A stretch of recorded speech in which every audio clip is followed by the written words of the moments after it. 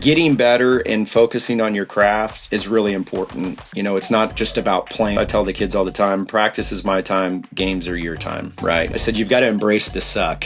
And part of the suck is showing up and doing your thing every day, right? Like the routine is what makes you great. I don't think you have confidence from just having confidence. I think you have confidence from something that has happened to you in your past. So when you come into the cage and you've hit 70 off the machine or 70 off of a teammate, and then you step in a game, you're prepared and you have that to go back on, as that's where the confidence come from. And I think for us, we've got a lot of athletes that are good athletes, but they don't start out as good softball players, right? Well, welcome to the Car Ride Home podcast. Excited today to be joined by Ryan Taylor. Ryan has been instrumental from the beginning of what we've built with the Aces Fastpitch. He is the founder and co-owner of the Aces Fastpitch organization. He's the head coach of the 18 under team, runs Team One events that puts on some of the largest events in the Midwest, which I think is an important part of everything that you do. Two more hats. He's the HFL commissioner, our Heart of America Fast Pitch League, which is now our largest league, and an Alliance board member. And also, Ryan is a former college wrestler. So we're going to talk a little of wrestling too, and a dad of four young ones who are getting active in sports too. So Ryan, welcome to the Car Ride Home. Thanks, Jamie. I'm excited to be here. I've really enjoyed your podcast and hearing everybody. So it's fun to join on and get to talk a little bit about the Alliance and Aces and just all thing us, right? Well, getting Ryan in the car by himself is important because you heard me mention all those things, and being a dad of four young kids too. So I'm excited that we had time, and another full-time job too, by the way. So most important, Ryan, we gotta set the stage in the car. So I give you the controls. What kind of music are we listening to? I tell you what, I've got probably just a pretty eclectic taste. I like oldies. I like rock and roll. I guess every now and then we'll add some hip hop in there, right? At our wedding, it's funny. The Dougie came on, and I did the Dougie, and all of our what our kids call our practice girls, right? But our team was there, and they were very excited. So they're always trying to get me to do that, but that's rare. I would say my go-to would be country, probably like red dirt country, so like Zach Bryan, that type of stuff, Turnpike Troubadours. Ryan, there's video of Ryan Taylor doing the Dougie. Oh, there is. I don't know. You're not getting it from me, but I'm sure you could find it. I'll go on record, when you guys win the national championship one of these days, which will happen, you're doing the Dougie. I will agree to that. I will agree to that. I love it. Next, most important, what are we eating in our car ride home? Oh, eating, man, on the go.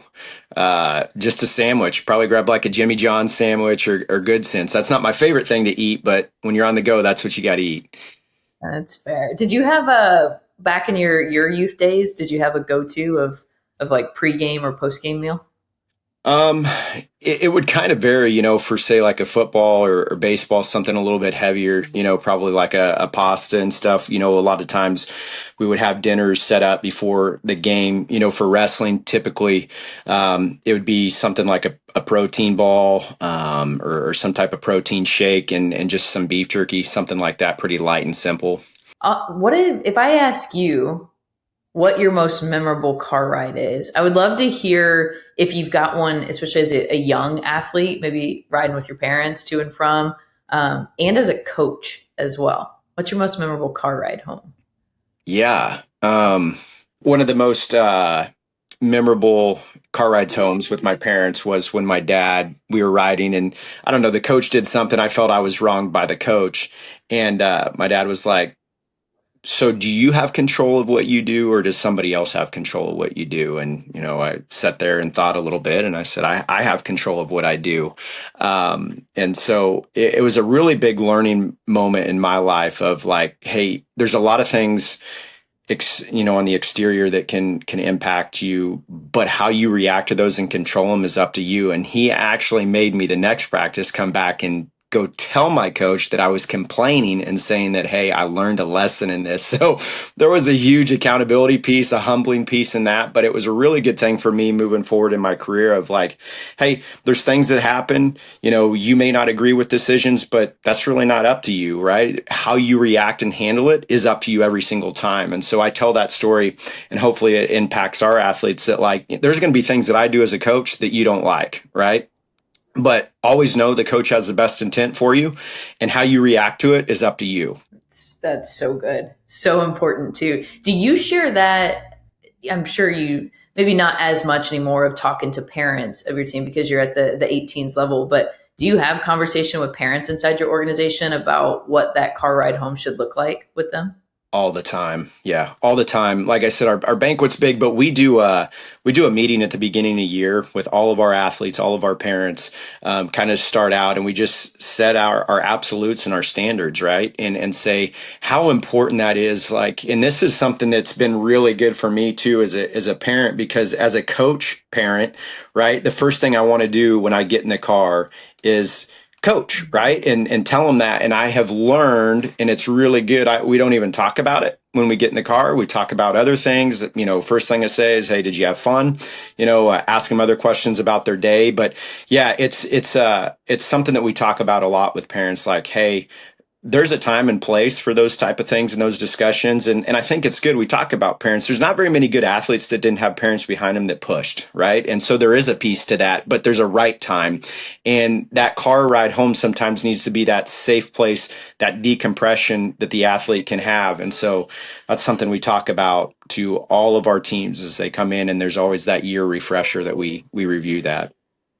You kind of hit on it. I want to know now, because you've got two young sons who have started in the wrestling, and it looks like from Facebook that you're coaching them as well. Yep. Have you had that moment yet of like, oh shoot, I just need to be dad in the car? Like, have you caught yourself in those moments, and what does that look like? 100%.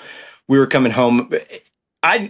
We are not result based. Like we don't ever get frustrated from result based things with them. When we talk about failure a lot, we are very effort based, and our expectation of a standard that we show up and we compete every time. So, I've caught myself a few times on practices, and my kids are young. So obviously effort's going to vary, but there's still a standard where I didn't feel like the effort was very good. And so first thing we get in the car and I'm like, dude, not happening. Like, this isn't going to happen. And I could just see it in his face. Like, he was disappointed. He understood. But I was like, yes, he needed to hear that discussion. But right when we got out of practice, the first thing I should have said is, hey, going home, talking about what we were going to eat or whatever that may be, and let those discussions go for after. Let's go back in time, not that long ago, because we're the same age. So you're very young. That's right. I want to go back to the roots, a young Ryan Taylor, where it all started. You already mentioned military family. I think you're the youngest of an all boys as well. So that's right. Can you talk, what did that look like growing up? Yeah. So as the youngest, had a lot of good role models with my brothers, always looked up to them and what they did and the excitement behind it. For me, it's always competing, right? So trying to do things better and, being the younger, smaller, all that, right? It was like you had to be the dog that you got to try to compete and do things at a different level and try to learn and grow from there. So I think a lot of the competitiveness I have is just watching what they did and trying to match it or be better. Yeah, I have a feeling a lot of your roots, just who you are and knowing who you are, how hard you work, and definitely competition is a big part. I would imagine a lot of that came with trying to run around and keep up with older brothers. Did they wrestle as well? Yeah, both of them wrestled, had successful careers in that, and then pretty well diverse multi-sport athletes as well. So there was always a ball, there was always a hole, something like that was going on. What did your baseball career look like as a young athlete? Yeah, so I loved baseball. So when I was younger, so I'm left-handed, right? So, but I'm built like a middle infielder. Played at a younger age, I was actually able to play some middle infield. And as soon as, you start to age, and hey, as baseball, there's outside of what you guys had at A&M, right? There's no left-handed second basemen or anything like that. So transition to the outfield, fortunate, blessed with good speed. And so that was a natural transition there, and did well. And, a lot of people always talk about, hey, playing in college, had opportunities to do that. But, for me, the wrestling piece is what I wanted to do. What does recruiting look like in wrestling? You went to Arizona State, our world of travel ball. Can you explain what wrestling and recruiting and that route looks like? Yeah. So it's a lot different on the wrestling side. High school is definitely used. High school isn't as used as much anymore. But at that time it was, kind of like high school football is really important. It's not like as much the travel scene piece, but again, you're starting to even see a transition in that a little bit. But summer wrestling is a lot of the piece where, you get recruited. So Fargo, high school nationals, all those type of things, are big pieces to it. So what you do on that scale, coaches go to those events and recruit. You send in, back then, a lot of video, VHS tapes and stuff. So it's funny the evolution of how all that has changed. And I mean, I know you're very familiar with Flow Sports, right? Because they were really involved in softball and then kind of transitioned out, but they started in the wrestling scene, and the coverage of Flow for wrestling is unbelievable. And so it's really transformed the recruiting piece to it. But still very big is, summer wrestling, Fargo, which is your Olympic style sports, Greco-Roman and freestyle. A lot of recruiting done out of that, because at those tournaments, you'll have 132 kids and brackets and different things like that from all over the country. That's interesting. I'm going to come back. We're going to transition to softball, but I'm going to come back because I would imagine a lot of your coaching and just some of the foundations and principles come from that wrestling. But let's go to softball. You Yep. played baseball growing up. You had brothers, so it wasn't like you're following a sister around at the field. When were you first introduced to the game of softball, and what made you fall in love with the sport? Yeah, so a couple things. So in the Midwest, men's fast pitch is huge, right? So my dad actually played some men's fast pitch, right? So had some introduction to it when I was little there. And then when I was old enough, we did some wood bat leagues. And then when I came back to the Midwest after college, I played some men's leagues and different things like that. And so that was fun. And college is really, to the women's side of it, is where I got introduced to it and loved it. I mean, I think any guy that you talk to, right, and you hear this a lot, but the pace of the game, how quick it is, the energy, just makes it really exciting to watch and be involved in. So let's jump to, I think you were giving lessons. When did the Aces become a thought, and how did that go from I competed in it, then I started coaching it, to now I'm starting to build teams in an organization? Yeah, so the lesson piece was doing the lessons. There was a dad that I got involved with, and then he was helping with a team. I helped with some recruiting piece of it, and then it was just, hey, being there, understanding the athletes a little bit more on the coaching, or on the recruiting side of it. And then it's, do you want to coach and kind of take over a team? People really enjoyed the recruiting side of it and the lesson piece that I was doing. And so kind of transitioned into the coaching side. And when I got into it, it's like anything I do, I go 110%. And so it really took off from there. Did you have any idea of this travel? What was your vision of travel ball as well? Yeah, so definitely, I would say, again, even you think back to like baseball travel, and back when you traveled too, a lot different than it is right now, right? And I've been in the Aces, over 10 years. And so my view of it was very much, the California, right? Were the teams that you were going to chase and try to compete with. You would try to be successful within your region. And for us, the Bandits were a great organization in the Midwest. And so very familiar with them. And so it was kind of, my thought was, hey, we'll try to be here regionally, give opportunities to athletes to go on to the next level. And it quickly became like, hey, we're going to start to chase some pretty important things. And I was driven to do that. The athletes that first bought in with this were driven as well. And so it kind of excelled quickly, or escalated quickly, you could say. But my view of it before was, let's just,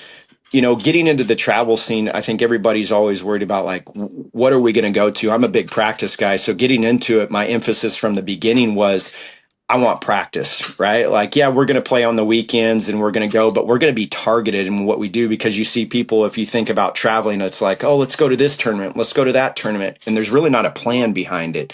And I felt like, just maybe from my business background too, or athletic background, there's a plan behind everything that we do. We put strategy into it, and we were going to practice, become really good, and then target what was going to benefit our athletes.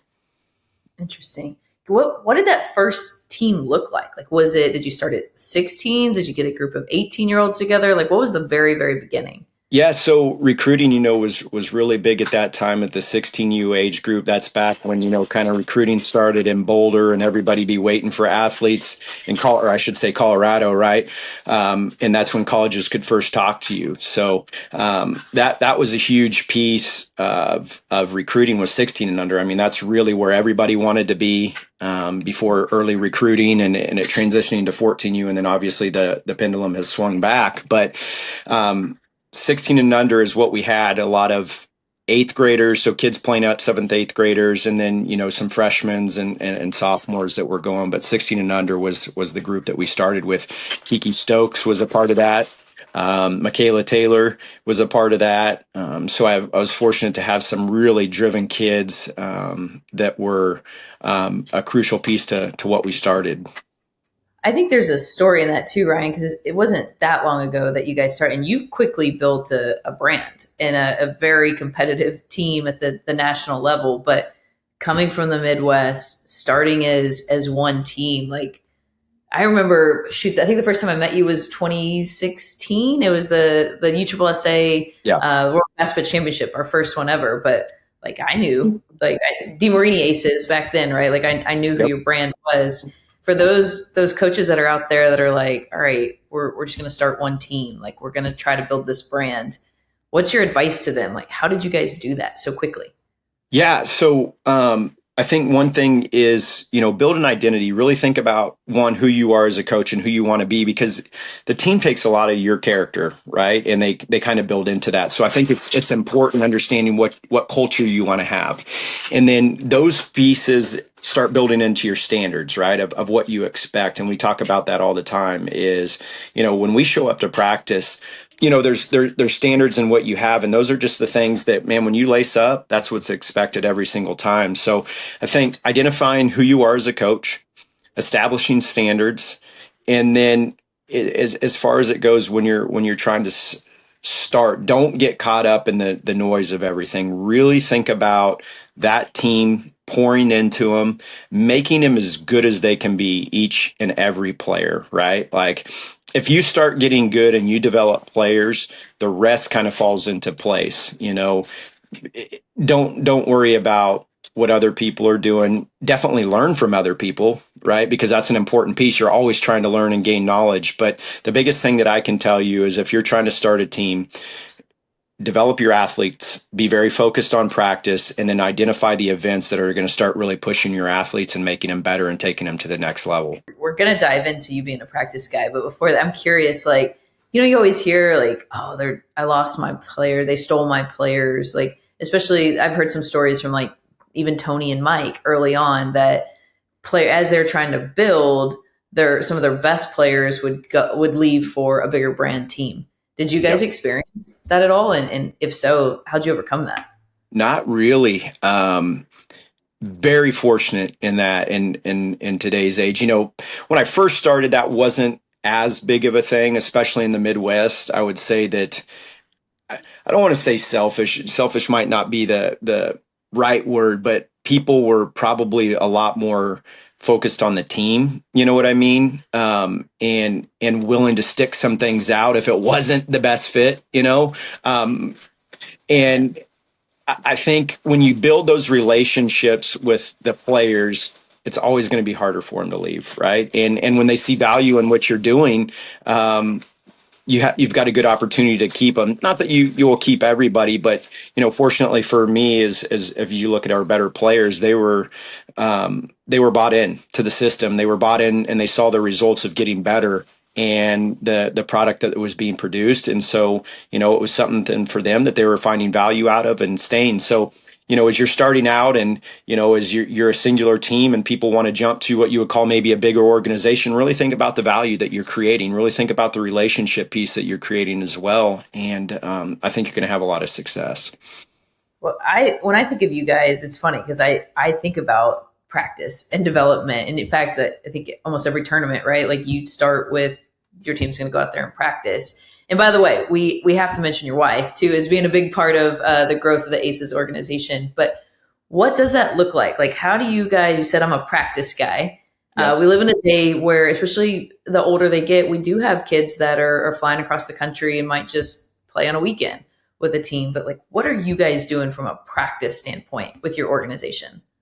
Yeah, so we've got twofold. We've got our lesson-based system, right, which would be your fielding lessons, your hitting lessons, kind of that individual small group work. And then we've got the practice that we do, which is all of a group. Something that we've done, so we split it out. Taylor's kind of got her group. We've got our pitching side to it, and then we've got our hitting side. So athletes sign up for that, where they come in once a week and they're getting that piece. We always have team practice during the week as well. And then on the weekends, we have practice where kind of the whole group gets together. So what we've started to go to is we've got regional hubs now. In Northwest Arkansas, we've got Joel Garcia down there that does a great job for us. So our girls that are kind of in an hour and a half radius of that area go to practice on Wednesday nights. Same thing, they've got a lesson piece there that they can use. So they're getting a couple practices. Kansas City, our hub. And then mid-Missouri with Taylor Bartlett, we've got a group down there as well that work out. And so it makes it nice. But, for our girls that are 4 hours from Kansas City, we bring them in on the weekends and we do long development days where it's specific to positional work, teamwork, and then individual hitting work as well. So there's a lot of components that go into it for us. But I would say, definitely to our Kansas City group, we've got girls that drive hour and a half, 2 hours to practice each week, where they're coming in, and a lot of them do it twice a week. So they're doing it for their individual work, and then they're also doing it for the teamwork as well. Do you think does that come from talk about just building culture and who you guys are? Is that stem from just your days of practice and like where does that come from? I guess Yeah. of just your pride in that. Yeah. So I think you know getting better and focusing on your craft, is really important. It's not just about playing. I mean, playing is just, I tell the kids all the time, practice is my time, games are your time, right? And that piece of it. I said, you've got to embrace the suck. And part of the suck is showing up and doing your thing every day, right? Like the routine is what makes you great. I don't think you have confidence from just having confidence. I think you have confidence from something that has happened to you in your past. So when you come into the cage and you've hit 70 off the machine or 70 off of a teammate, and then you step in a game, you're prepared and you have that to go back on, as that's where the confidence comes from. And I think, for me as an athlete, I was a huge practice person. I would watch film. I would always try to take an edge, and my wife is the same way. Taylor, she's very practice driven, as well. And so I think a lot of who we were as athletes transition into what we expect as a program and getting better. And, I think for us, we've got a lot of athletes that are good athletes, but they don't start out as good softball players, right? And so for us, especially being in the Midwest, developing that and the repetition and developing it the right way and the specifics behind it are important. Do you think that kind of embodies almost the culture of Midwest too? Like, do you think that plays a part in it of just like even the family culture of that Kansas City, Missouri kind of area? Yeah, absolutely.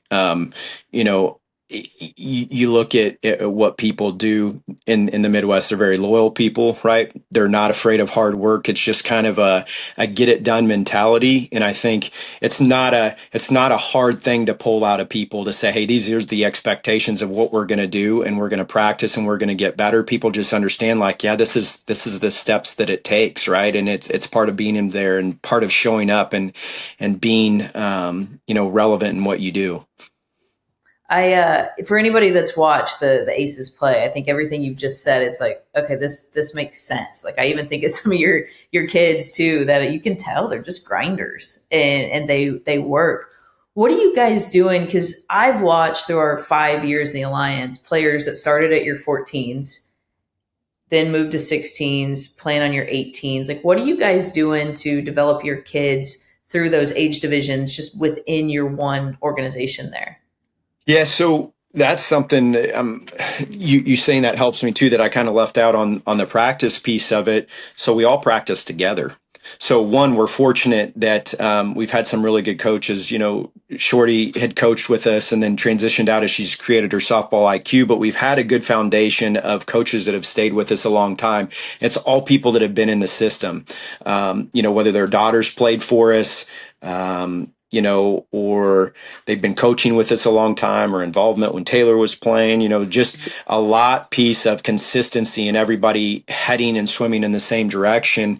But for us, 14s and older all practice together. They'll have some individual practices as teams and whatnot as they go through, but majority, 90% of the time, we're all practicing together. So you've got people like when Lexi McDaniel was a 7th, 8th grader, she was practicing next to Kinsey Fiedler, and now Lexi is the older one, and Alyssa and Sid and Addie Waits, those girls are practicing with, 13-year-olds and whatnot. And so they just kind of understand the piece of it. I'll bark at them and I'll see one of them kind of take them under the arm and talk to them like, hey, it'll be okay. And it's that perfect piece. Like they're the piece to comfort, like, hey, we've all been through this. We've all got yelled at. We've all done that piece. And for those girls too, that are younger, to see me get on to the older girls and hold them to the standard, I think it's great to say they can see it and they're like, oh man, I've got to keep working. And even them, right? There's things that they've got to work on. So it just continues to breed that piece. But really the 14s are the group that benefits from it the most, right? Because they're around the older girls that are expected to play at the same pace and have the same standards. So it's just kind of that culture that keeps recreating itself by working all together.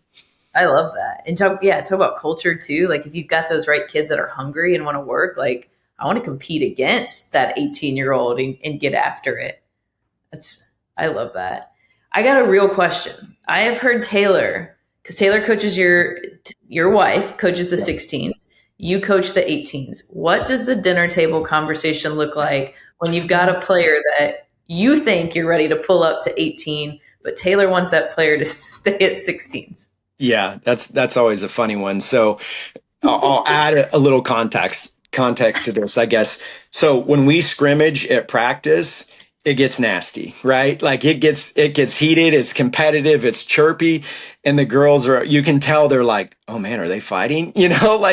And then they're like, how was the car ride home? And we're like, it's fine. Like we're competitors. We just get it there. We get off the field and home, taking care of the kids, and it goes forward. But I think they probably think like, oh dude, this is not going to be healthy at home. There's going to be fist fights or something breaking out. But no, it's funny. So that just tells you the competitiveness that we have between each other. But, we sit down and we kind of go through it, and we look at it on an individual base. And so there were a few players in the last couple of years that only played 1 year of 16s. And I'm like, yeah, I'm bringing them up. This is going to be the best thing for them. And, Taylor will always be like, no, they need another year. They need another year at 16s. Let me have them one time. And she does such a great job of pushing them too and really getting them prepared for the 18 and under level. And that 16 year is it's so interesting, right? Because sometimes they're learning to drive, right? You've got boyfriends. There's just so many. We always call it the washout time, right? There's just so many things that happen in a young athlete, especially a female athlete's life, that they're getting interested in, and it's like they're figuring out who they are, transitioning from a girl to a woman. Just like all these pieces that go on in their maturity level. And it's funny. She does such a good job of raising them and getting them to play confident and believe in who they are, which is, so important. It said a lot that the girls have to feel good, to play good, right? And that's such a true statement. So she gets them ready. So she'll put those pieces sometimes that, hey, I need them. But the fun thing is we always circle down and it's like, hey, what's the best for this athlete? Like, they need to be pushed. They need to play at the 18 and under level as a sophomore and move forward. Or is it, hey, they need to be the kid on this team that carries the team and not kind of the role player. Like, it's their turn to carry the team and they need to learn how to do it and not rely on people. So they're fun, they're competitive conversations, but it all circles back to what's right and right for the individual athlete. That's a good conversation we might not even talk about enough, right? Of that transition. You've got a stud 14U player. Some coaches move the 14 straight to 18s, right? Some leave the kid in 16U for a couple years. So understanding when is the right time to move a kid up. But it sounds like for you guys, like it's an individual conversation of what's best for that particular kid. We've moved kids up too early and they've lost a little confidence and it's taken a little longer. And then there's sometimes that are kids that have been role players on teams that they've been on, and we want them to be the dog, right? We want them to have the pressure of carrying somebody that way they know what it's like in college. So yeah, I think it's really important as you're putting teams together, and especially as your organization starts to expand, understanding what each athlete needs. That's great. I love that conversation. I'm curious, you're born and raised from the Kansas City area, correct? You've now built I think, right? Yeah, pretty much, yeah. Yeah. And I obviously live there, raising your family there, have built this program. As you've grown in the softball, what are you most proud about the growth of fast pitch softball in the Midwest area? Just the depth. I think that you would have, I think just the depth. You'd have probably one team, maybe two teams that are going, but you're really starting to see multiple teams be able to go out and compete, which is really exciting. And just the growth and the numbers that are participating compared to what it was is special. And it's something we still talk about. We're still a really big volleyball and soccer area. I mean, I know you've got a soccer background and familiar with it. Kansas City's a hub for that. We've got a women's pro soccer team and a men's pro soccer team, stadiums individually. And so, we've still got ground. We lose athletes to that a lot. And so I think softball, and this is kind of, on the Futures League, totally separate. But we've got to do a better job of gaining and retaining athletes at younger ages, just for our sport as it grows. But our numbers are good. I think in the Midwest, just the overall depth, and that people understand teams in the Midwest can play. When we went out to Boulder and went 13-0, ran the table and won 18 and under, and then you had another team a couple years later after us win Boulder. We were the first team in the Midwest to win Boulder, right? And that was a big deal. And to see another team come in behind us and do that is just exciting. We opened a door, and to see another team come through and kind of follow up in it is really exciting, the growth. And I think, when we step on the field, it's not, it's a Midwest team. Who is that? People know who it is. And that's exciting, and colleges know. Yeah, for sure. And I feel like it's happened pretty quickly too. Like I think of 2 years ago, and I know you're wearing an Aces hat right now, but as the commissioner of the Heart of America League that encompasses all of the Midwest and Great Lakes, 2 years ago, we had Aces and Iowa Premier in the Final Four against top team. And like year over year throughout all the age divisions, you're seeing the growth there too. So I would imagine just seeing that nationally, I'll rephrase it. Why is it important then for you guys in the Midwest and what you're doing as the Heart of America Fast Pitch? Why is that important, do you think, in the whole scheme of travel softball? Yeah, I think, whether it's a team from Nebraska, Kansas, or Ohio or Indiana, they can say, hey, there are teams out there doing this. They've created the roadmap for us. And like anything, right? When you see somebody that looks like you, that's in your area or whatever it is, and they've opened a door, it just starts to create additional dreams, right? For that coach that's just starting out in the Midwest and says, hey, can I do this? Can I build my team to take them to Colorado and compete against coastal teams or southern teams? Yeah, I can do it. There's all these teams that have done it before. So I just think when you've got a roadmap or that door's already been open and you don't have to go kick down the door, it just creates a level of confidence for them. Well, it's interesting what you guys are doing now too, right? It's a microcosm of the alliance in general, but you guys have created an alliance inside the Midwest of teams that compete against each other a lot and want to beat each other up on the field, but y'all have created this culture of working together off the field. I'd love to hear it in your words of how you guys went from just competing. You and obviously Iowa Premier are a great example, but it's way bigger than that. Like, in your words, what does that look like of being able to build the Heart of America League and working together with all these organizations? Yeah, it's been amazing because, when you're in an area with people, you compete with them, right? And so there's a whole, not only just on the field, but for players, different things like that, right? So there's just a whole level of intensity that comes from that. And so when you're a competitor, you're always looking for an edge, right? And that can prevent relationships, right? Because you're just looking for an edge. Well, how do I get an edge?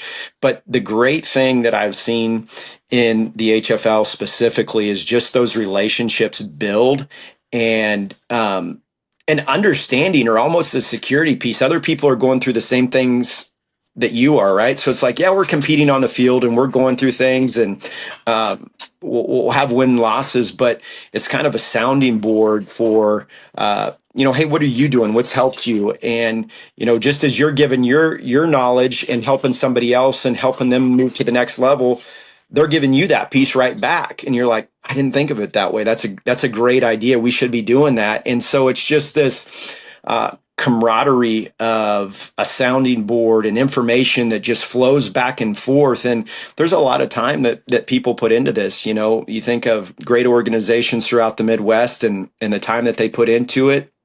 It's nice to have friendship in it and just build, because I think we all are passionate about it. Sure, we want to compete on the field, but at the end of the day, we all have the same passions of growing, creating opportunities for female athletes, getting them onto the next level and making them the best that they can be. And so using that brain power together and teamwork, just like you do in a team, right? We talk about team all the time.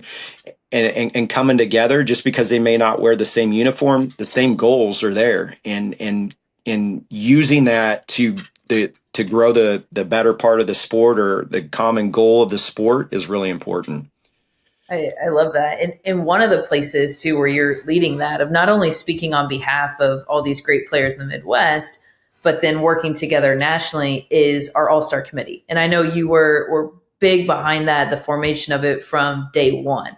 And I feel like a lot of what we've built is because we're, in a sense, either we didn't have it or we thought there was a better way to do it to serve our athletes. So in your words, can you talk about just the role of the Alliance All-Star Committee and what that looks like? Like, take us behind the scenes of what's really going on to help select and identify the best players from each league, and then ultimately the top 40 players for the Alliance All-Star Game.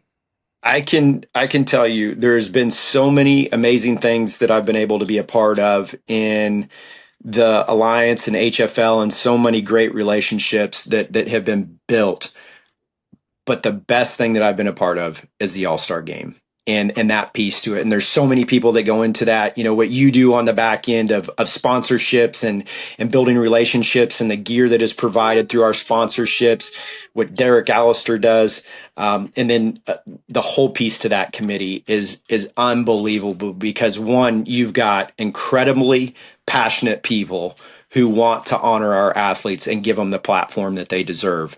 And I don't show up to any of those meetings and see any selfishness. It'd be real easy to hop in there and say, hey, my player can do this, my player can do that.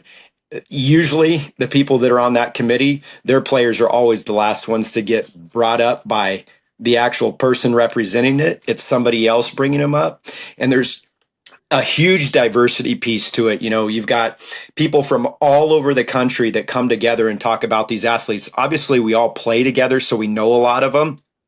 But just to hear people talk about it and kind of go through it is really important. And I think when you peel back the onion of it and people go through, they would just be shocked of the conversations and the detailed work that goes into identifying players, the discussions of metrics, the performance, the have you thought about this player, turning every rock upside down to find the right 40 players that go into that, and the network, not just to the people on that call, the network that each individual person has that they reach out to make sure that we are making the right decisions and getting the information back that we need to have those players on the field. Can you give an example of that, Ryan? That network, and because it is part of the detailed work, but like, what are you guys doing on that committee in regards to your network? Yeah, so I'll just use it for, say, let's talk about you know Jim Hecker being on that committee, and in the SCFL, he's talking to 15 travel ball coaches and saying, "Hey, who's the best shortstop that you've played against this fall? That's a senior. Why? How do they move? What do they do?" And then that player's name maybe come up, and you talk to the college coach of that player, and you say, "Hey, what do you think? Who can you compare this player to that you've recruited before?" So, not only is it just the representative, you've got 15 or 16 other people that they reach out to, and then you pull in college coaches, and then you have Derek Allister, who's one of the best in the game at identifying players and having metrics and years of experience in his network that are asking about that player. So you really get a good read on who that player is, what they can do. And it's not just from one or two people. You're talking 15 people plus that this information is coming from. What is it? And by the way, I don't sit on any of these committees, which is great because then it's like completely neutral. But we're getting ready. I think we're almost done, right, with the final 40 for this 2025 team. Like, are there like 20 no-brainers and then the next 20 we kind of got to build? Or like, how do you actually get it down to that last 40, especially like player 38, 39, 40? Yeah, so it's really exciting. So what we do when we first go through, we go through and say, okay, who are the no-brainers, right? We don't think about, well, I should say we go through the positions, right? And then we talk about who's the no-brainers, okay? And each year that just varies, right? Classes are different. There's different talent levels in classes and things like that. And then we always have representation throughout each league, right? And then we start to go through position. Sometimes you're heavier in the middles one year, right? Because that's just how the class shakes out. There's 14 middles. Well, can we move that player to the outfield? Because at the end of the day, we want the best 40 on the field. We don't want the best 10 shortstops and then 3 or 4 outfielders that you're like, they're okay, right? We want the best 40 on the field. So we start to look, yeah, they're a phenomenal shortstop, but could they move to the outfield and do a good job? And you think about that too as college coaches and go through, they usually recruit right up the middle of the field, right? And then they start to spread out from there. So we identify that. And then, usually it's, hey, we need another outfielder, or we need this. And so that kind of goes into the discussions more position based of the last maybe 1 or 2 players where we've got 15 and we just start shooting holes through it. Like, okay, they can do this plus arm, can really hit, but a little bit less speed. What do we need on the teams? And then we break the teams out and say, this is where we have a hole. We may need a little more speed on that team to make it more competitive. So player A can hit it out of the park, but player B is a little bit faster and can move the game and press the game on the dirt. And so that's what we need for that team. And so that's kind of how we sort out the last few pieces of it. I'm curious. Is there a player from the past that maybe, somebody really had to fight for, or like we weren't unsure, like we were a little unsure about, but like she's killing it in college right now? Yeah. I think, if you look at probably Emma Limley, and Tom would tell you this, his team, they've started to go to Colorado and stuff, but they played a lot regionally, and he's had some of the best pitchers in the country. But it was funny, they were in Scott's bracket the first year, and Scott had no idea who they were. And I have played Tom several times, so I thought, oh man, he's going to be in for it, right? And he had no idea, and he quickly learned what he was in for, right? And he would tell you that. He talks about it all the time. But that's a player, Emma, that a lot of people didn't know, right? Tom knew her. I knew her, but and we were heavy advocates for it. But there's a lot of people throughout the country that didn't know who Emma Limley was, and now she's one of the best players in college. I had a feeling she was actually one that came to mind too. Now it goes on ACC Freshman of the Year, and what she had like back-to-back perfect games recently, like just crushing it. Is there, without talking any names yet, because we haven't announced the 25 class, can you just kind of talk through it? Like where is this class strong at? Like what gets you excited about this 2025 team? Yeah, I think you know, there's some really good middles in this 25 with some power in their bat. So I would say that was our strongest group. Is where we were the heaviest. And a lot of times your athletes are in the middles, but I would say the power that we have at the plate, we've got some kids that can really produce some pretty high numbers from the middle of the infield. That's where we're going to see some excitement and should be some good TV time. So you're predicting bold predictions 2025 All-Star game, thinking a high scoring game? I think this one's going to be a little bit higher scoring game. I do. All right. I don't know if we've had a home run in a while. It wasn't the first year. Was it crazy? In 2021, I mean, there were multiple home runs that was going. And then the last few years, pitching has really, really dominated. And there'd be, maybe some early home runs or late home runs that kind of dictate the way the game goes. But I have a feeling that we're going to score some runs this year. I will never forget the 2021 All-Star game. And that year was crazy because we had a little bit of rain. First year to do it. We're at Hall of Fame Stadium. It's on ESPNU. It's live TV. So we gotta hit first pitch. We gotta live. I'll never forget like a hug from you after the first pitch because I think everybody was just so pumped, and I still get excited and chills thinking about that. But for you, because you put in a ton of work on building this All-Star group, what does that mean for you to watch that game go live, to watch the All-Stars take the field every year? Yeah, I just I get to see the product every day that competitive softball has, right? I'm fortunate to be a part of it. I get to see the product that my team has. And I just, I see that every single day. And it's just so good, right? And the level is so high, right? And my passion for professional softball, you share that. We share so many things that on that side of it.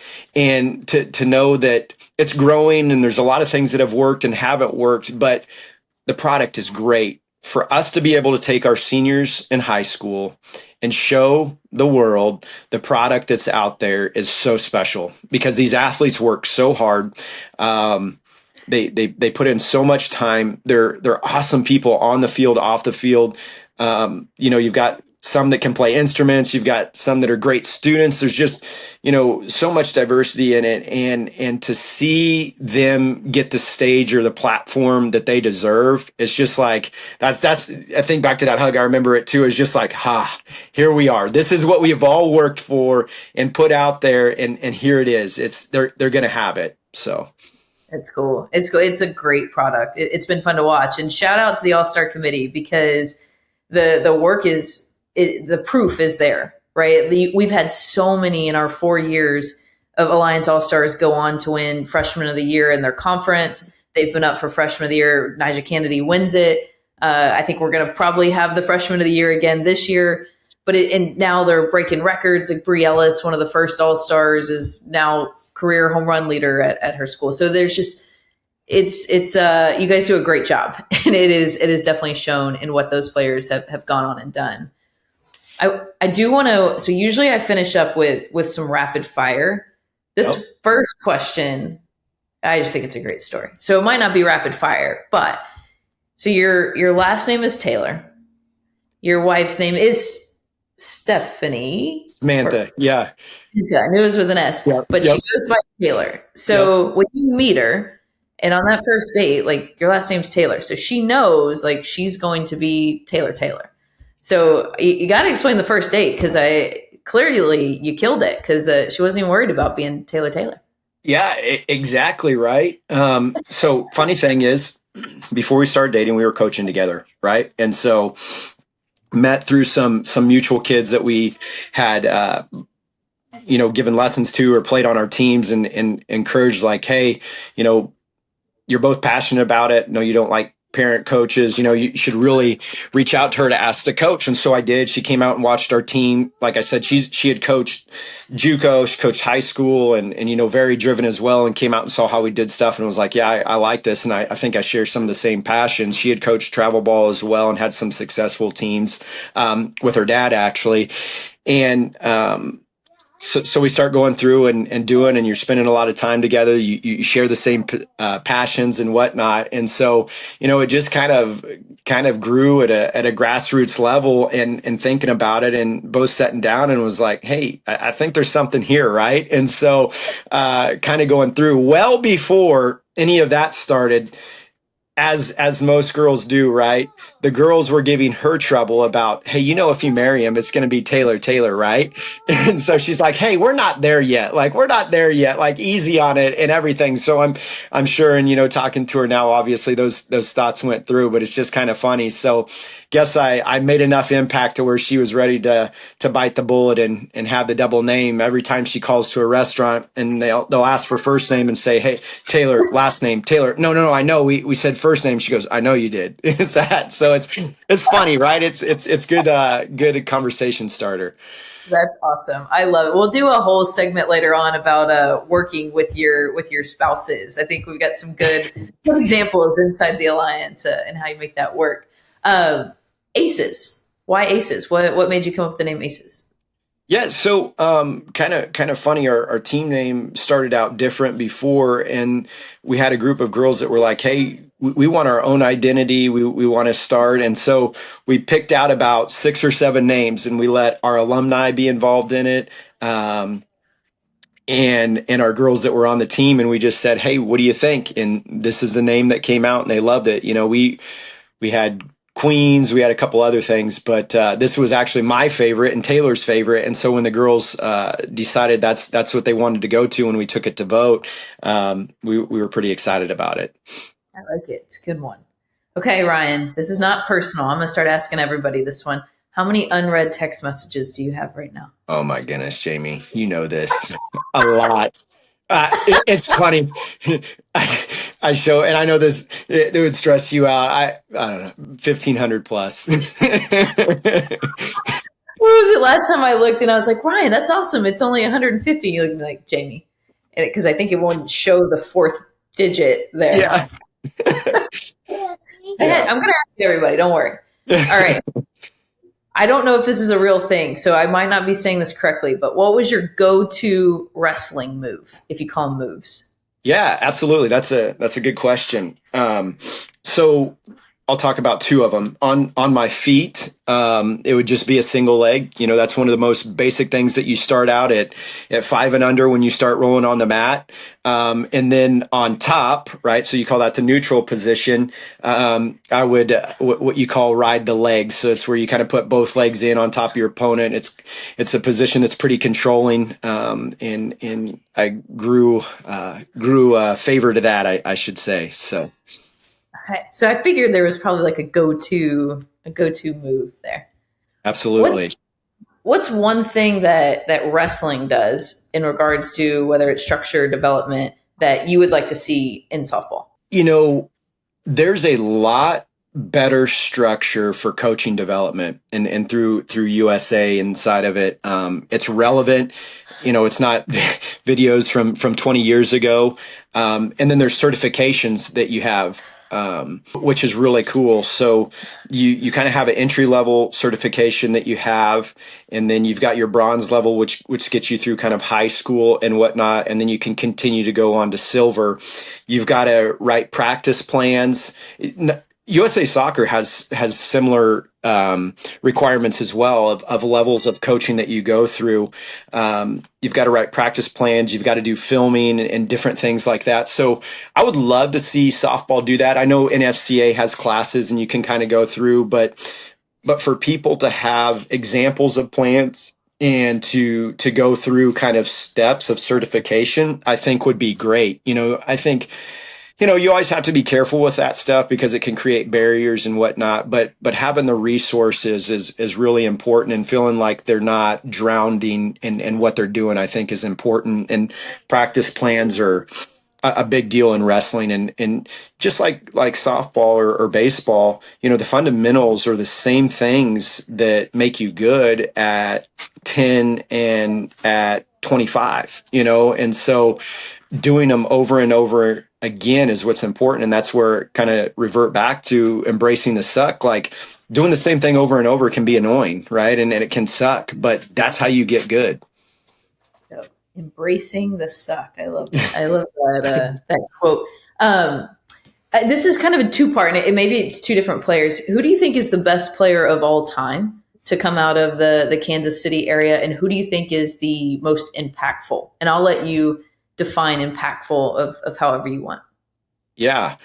Man, we've had some good ones. Kiki Stokes, Paige Parker, Tanya Callahan, Tammy Williams, like some absolute studs that we've had come out of that. It's hard because you've had some really good athletes come out.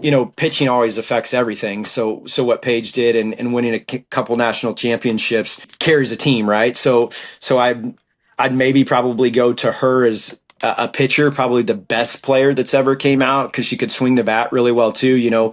A pitcher just affects the game so much more than a center fielder or a shortstop. So probably Paige. Impactful, that's hard because Tammy's doing great things with her financial plan, and she's so smart in what she does. Paige is coaching at Utah. Kiki's now a head coach. I guess I'm partial to this, but I'll probably just say Kiki in what she did within the pro league.